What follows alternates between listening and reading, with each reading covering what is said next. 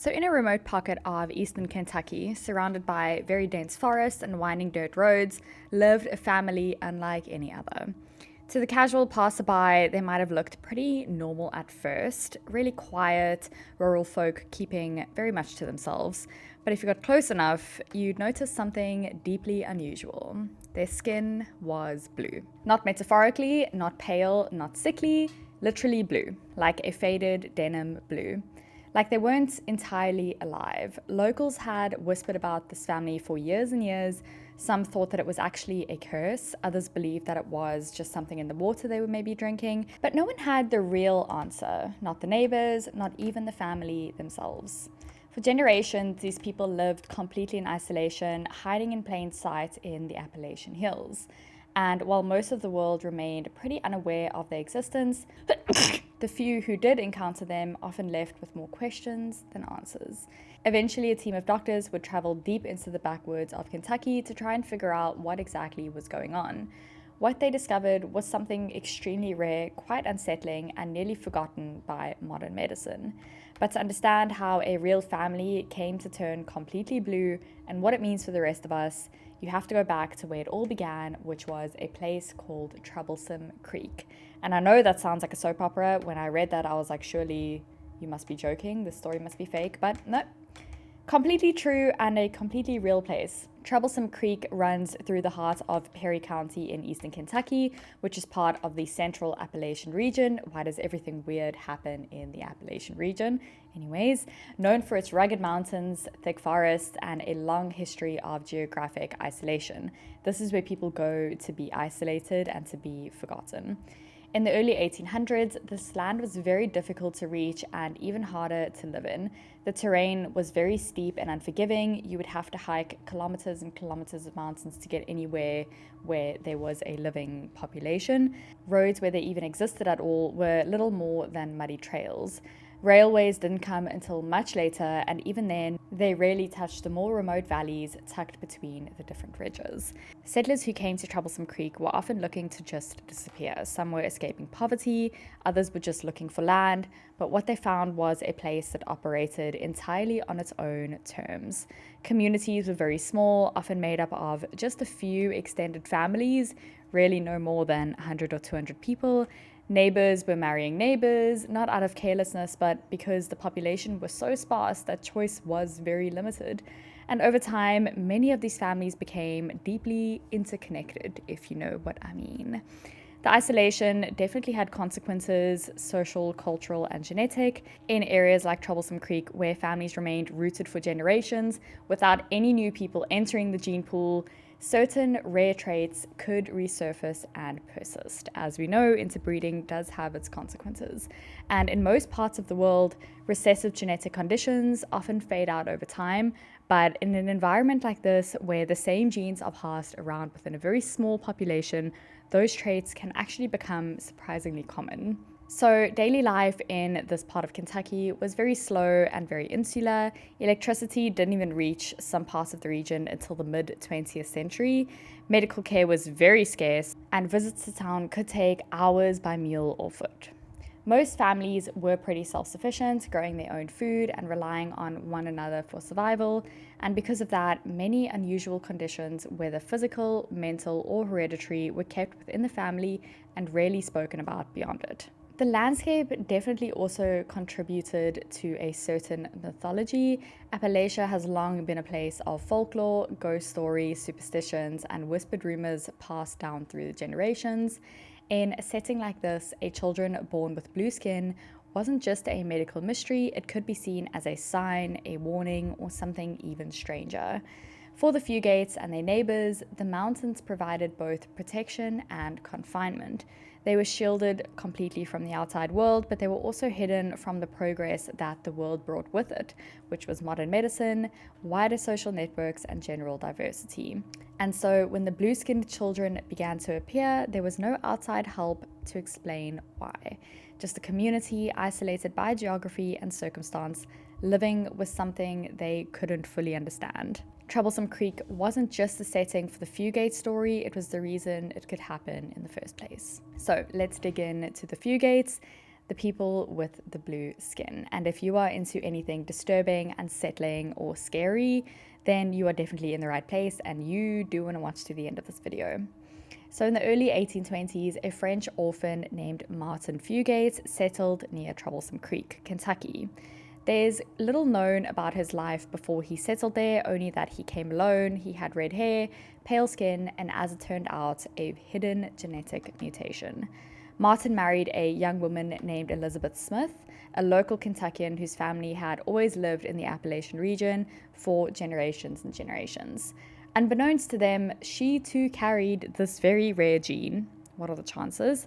But together they had 7 children, and of those 7, 4 were born with skin that appeared distinctly blue.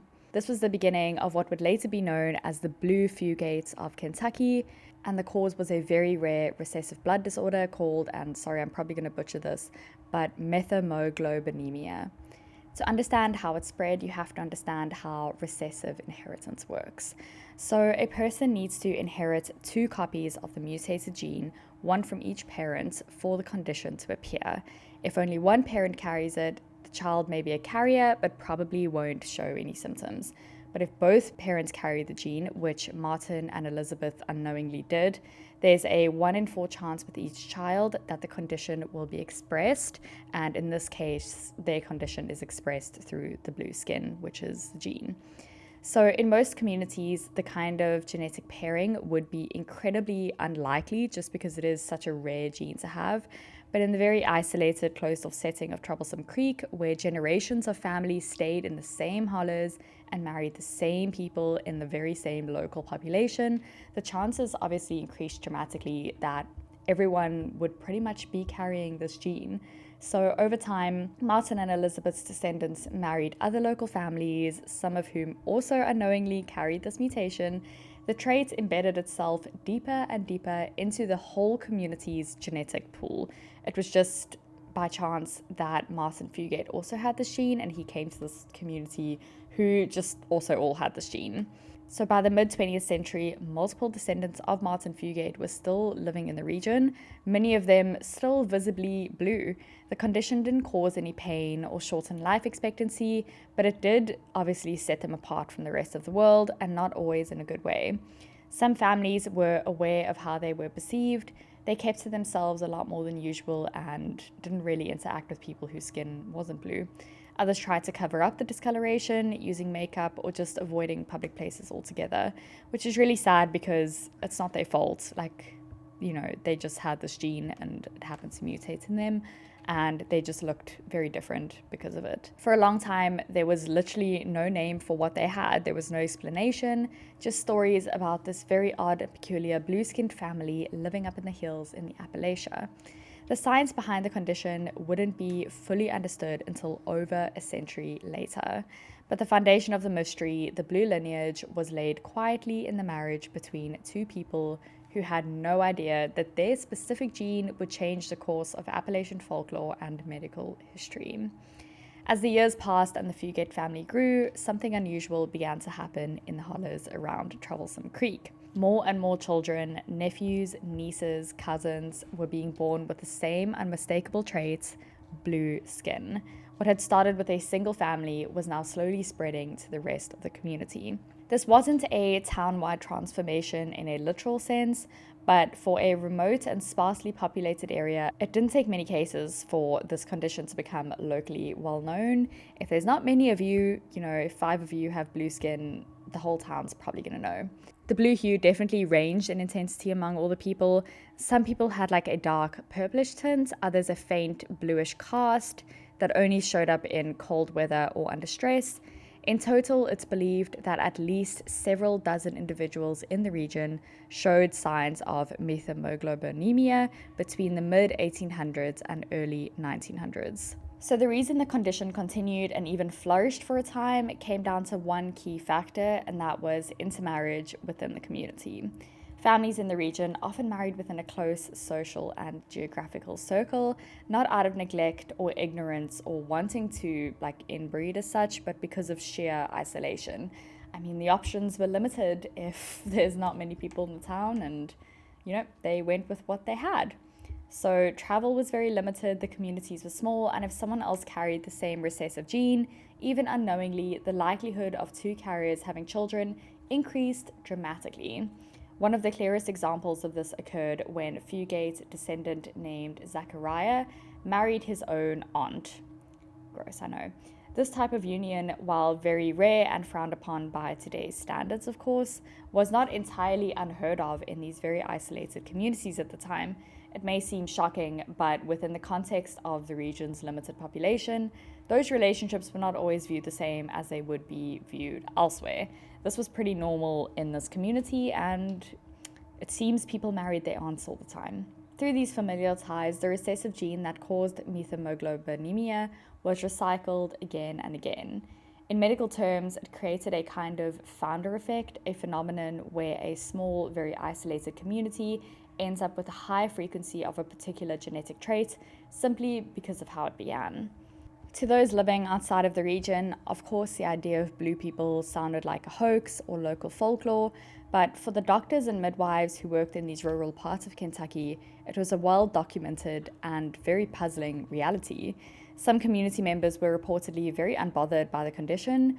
Others, especially in later generations, felt a lot of shame or ridicule and began hiding the trait where possible, like I mentioned earlier. Still, the Blue Fugates and their extended family continued to live, continued to work, and raise children in the hills around Troublesome Creek, often unaware that their very existence was becoming a case study in medical journals far beyond the mountains. The region's isolation had preserved more than just tradition. It had preserved a rare genetic anomaly visible in plain sight but hidden from the wider world for over a century. By the mid-20th century, stories about the blue-skinned people of Kentucky had begun to surface outside of Appalachia. They were whispered among the traveling nurses that went to go see what was going on, very puzzled midwives who were helping some of the families give birth, and the occasional visiting doctor if someone was sick or hurt. But for the most part, the mystery remained unsolved, strange enough to be intriguing, rare enough to be dismissed. That changed in the early 1960s, when a local nurse named Ruth Pendergrass encountered a blue-skinned patient at a clinic in nearby Hazard, Kentucky. The woman was otherwise very healthy, but her skin had a bluish-purple tint, unlike anything Pendergrass had seen before. And it was definitely not bruising, it was not cold exposure, it was something else we know too well. So Pendergrass contacted Dr. Madison Cowain III, a hematologist at the University of Kentucky. Cowain was known for his interest in very rare blood disorders, and when he heard about the Blue Woman, he was very intrigued enough to travel far into the Appalachian Mountains itself to witness this phenomenon. What he found was a cluster of individuals with varying degrees of skin discoloration, all hues of blues and purples. And this was entire families that had lived for generations in these isolated valleys, many of whom were descendants of Martin and Elizabeth themselves. And all these people shared one thing, an otherwise unexplained condition that hadn't caused any serious illness, but had certainly caused a social stigma. Dr. Cowain suspected the very rare genetic disorder, methemoglobinemia. Like I explained earlier, in this condition, a person's blood contains unusually high levels of methemoglobin, a form of hemoglobin that can't carry oxygen efficiently. When methemoglobin levels rise above a certain point, the blood turns a chocolate brown color and the skin takes on a purple or blue hue. It's not fatal, but obviously you can see it with your eyes. The disorder is typically caused by a deficiency in an enzyme called cytochrome B5 reductase, which normally converts methemoglobin back into functional hemoglobin. Without that enzyme, the body accumulates way too much methemoglobin, especially in the capillaries near the skin, where the bluish tint becomes most noticeable. In a medical setting, methemoglobinemia can sometimes be triggered by exposure to certain drugs or chemicals, but obviously in the Fugates case, it was clearly genetic, passed down through generations of carriers who had no idea they had even gotten it. To test his theory of it being this rare genetic disorder, Cowain administered methylene blue, which is a chemical dye that acts as a reducing agent. Essentially, it helps convert methemoglobin back into its functional form. Within minutes, the patient's skin returned to a more normal tone. The effect obviously didn't last forever, but it was proof that they carried this gene. This so-called curse that had defined generations of the Fugate family finally had a name, a mechanism, and a possible treatment. In 1975, nearly 2 centuries after Martin and Elizabeth Fugate first settled along Troublesome Creek, a baby was born in a rural Kentucky hospital. This baby caused an immediate panic throughout the entire town. The infant's name was Benjamin Stacy, and when he entered the world, his skin was dark blue.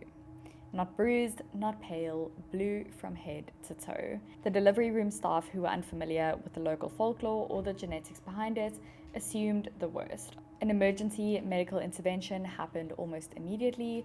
Doctors feared a serious lack of oxygen or a circulatory failure. But Benji was breathing normally. His heart was strong and he was otherwise completely healthy. Within a few minutes, the deep blue faded slightly to a purplish tone, and then hours later, the discoloration lessened even more. Eventually, Benji's skin took on a more typical hue, but the episode raised a lot of questions that most doctors couldn't even answer. One physician on staff happened to know about the history of the Fugate family, and when he heard Benji's last name, which was Stacy, he traced it back through the mother's side and realized what they were seeing, the last known expression of the Fugate family's rare condition. Benji was a direct descendant of Luna Fugate, which was one of Martin Fugate's blue-skinned great-granddaughters. That meant the gene for methemoglobinemia was still present, even nearly 200 years after the original mutation had been introduced into the region. Benji's skin did eventually return to a normal tone as he grew up, though his parents noted that it still turned noticeably blue when he was either cold or even upset, which is classic signs of a mild form of the condition. In his case, the methemoglobin levels weren't dangerously high, but the recessive gene was still clearly active. And what makes Benji's story so important isn't just that he carried the gene, it's that his birth effectively marked the end of the visible blue lineage. By the 1970s, improved transportation, medical access, and broader social circles had finally broken the cycle of isolation that allowed this condition to flourish and become really bad back in those times. Families were no longer marrying within the same small geographic pool, and new genes were introduced into the pool. And the mutation, once so prevalent in the area, became increasingly rare as it once was. To this day, no other documented cases of visible methemoglobinemia have surfaced in the Fugate bloodline. Benji Stacy still stands as the last public record of a condition that had haunted a single family and fascinated scientists for over centuries. A silent gene carried for centuries, revealing itself one final time in Benji Stacy. What's really sad is that the blue skin of the family could really easily be explained as just a medical phenomenon and something that happens in the blood, but for many, many years, the Fugates were seen as this strange phenomenon and even like a myth. Because this family lived in the Appalachia, that always comes with a stigma that this family was just strange, peculiar, all the ghost stories and curses and things that happen in that area. People viewed it as a myth, and it was just the story that you told your children. Strange blue people who lived in Troublesome Creek. To some, the blue people were seen with a quiet sympathy, kind of strange but still familiar, and to others they were obviously the subjects of gossip and superstition. Stories circulated about inbreeding, curses, or even supernatural ancestry. In an area shaped by deep religious traditions and generations of oral storytelling, people searched for meaning in what they didn't understand. And the idea of a family with blue skin fit right into the landscape already rich with ghost stories and backwoods legends. Children were warned not to stare, some families kept their distance, and there were whispers that the Fugates were touched or just simply not right. The blue skin became more than just a physical trait, it became a label, one that marked the family as other or less than. Outsiders of Troublesome Creek rarely visited, and when they did, they left with more questions than answers. A blue-skinned person glimpsed in the passing may seem like a trick of the light or a tale made up later to spook friends, but for those living in the region, the blue Fugates were real and impossible to forget. Even as science eventually explained the condition, the aura of the strangeness remained. Newspaper headlines in the 1960s called them the Blue People of Kentucky, often stripping any nuance in favor for shock value, as all newspapers do. Articles focused solely on their appearance, not their experience, and the actual cause was rarely mentioned outside of medical journals. They were just seen as a strange, peculiar tourist attraction for people to go and visit and see. And even today, the family's story often appears alongside urban legends or conspiracy theories, blurring the line between reality and folklore. That's the strange thing about true stories that sound unbelievable. They literally become absorbed by the myths around them, especially because they're in the Appalachia. The facts don't stop people from wondering what else might have been hiding in those hills, when in fact it was just a blood disorder. The Blue Fugates was just a family trying to live ordinary lives in a place that made ordinary very difficult. I can't imagine what it would have been like if they were living in a city that was a lot more densely populated. They probably would have been the only people that were blue because they wouldn't have done the years and years of inbreeding and intermarriage relationships. So lots of people probably wouldn't have carried the same genetic disorder. It probably would have been just Martin and Elizabeth's child or children. But I do think the fact that they were so isolated maybe did help them live a little bit of a more ordinary life, because they were people that were surrounded by other blue people as well. Lots of people carried this disorder, so they definitely didn't live great lives, I don't think, but it definitely could have been a lot worse if they weren't where they were. The story of the Blue Fugates is one of the most unusual intersections of science, isolation, and folklore in American history. What began as a silent mutation passed unknowingly between two people in a remote Appalachian valley became a defining feature of an entire lineage. For over a century, their condition remained completely understood in a time and place where access to doctors was limited and genetic science was virtually non-existent. The blue skin of the Fugates became a local legend, and some saw it as a medical oddity, others whispered about curses and strange bloodlines. Today, the visible trait that the Blue Fugates had is nearly gone. Modern transportation, expanded gene pools, and access to healthcare have made it quite unlikely that we'll ever see the generation of blue-skinned children in Troublesome Creek again. But the story persists. It's obviously told in classrooms, featured in textbooks, and shared in medical journals as one of the strangest true medical cases in American folklore. It's a reminder that even the most bizarre mysteries often have answers grounded in biology, and we mustn't just jump to conclusions that these people were just cursed or something supernatural was going on. The Blue Fugates weren't monsters, they just had a rare gene. And that is the story of the blue people who lived in Kentucky in Troublesome Creek. And if you enjoyed this video, don't forget to hit like, and don't forget to subscribe to my channel for more disturbing, unsettling, creepy, and spooky content. I will see you next week, and I hope you have an amazing week. Bye!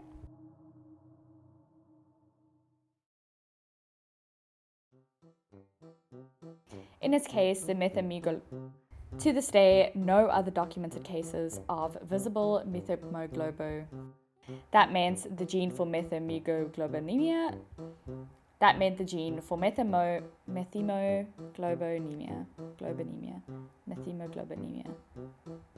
So through these familial ties, the recessive gene that caused methemoglobinemia